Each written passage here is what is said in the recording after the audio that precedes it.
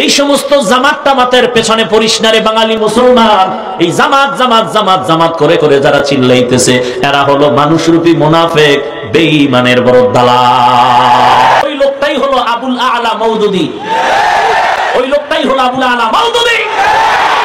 যুবক ভাই, আল্লাহকে সাক্ষী রেখে বলেন, যদি কেউ বলে নবীজি তার রিসালাতের দায়িত্ব পালনে ত্রুটি করেছিলেন, ওই লোকটাকে আপনারা কেমন শ্রদ্ধা করবেন? এই কথা বল না কেন করবেন? চুপ থাকতে চেয়েছিলাম, ওরা থাকতে দিবে না মনে হয়। আপনি মনে করেন এখানে যারা আছেন অজু ছাড়া কোরআন শরীফ ধরা যায়? এই সবাই বলেন। এখন ওদের বক্তা তো বলছে অজু ছাড়া কোরআন ধরা যায়। খুব দামি বক্তা, স্পষ্ট কোরআন সাথে সংঘর্ষ, বলে অজু ছাড়া কোরআন ধরা যাবে। এই কথাগুলো বলার পরে মানুষ বিভ্রান্ত হবে না?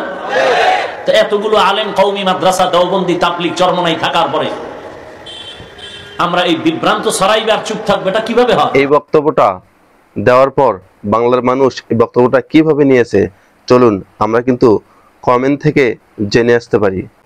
চলুন। আচ্ছা, এক ভাই লিখেছেন, আরে এই তো ওই হুজুর আগে আওয়ামী লীগ করতো। আচ্ছা, আরেক ভাই লিখেছেন, সঠিক বলেছেন হুজুর, ধন্যবাদ। আচ্ছা, আরেক ভাই লিখেছেন, ঠিক বলেছেন হুজুর। আচ্ছা, আরেক ভাই লিখেছেন, সত্যি শুনলে গা জ্বলে। আচ্ছা, আরেক ভাই লিখেছেন, হুজুর সত্যি কথা বলেছেন।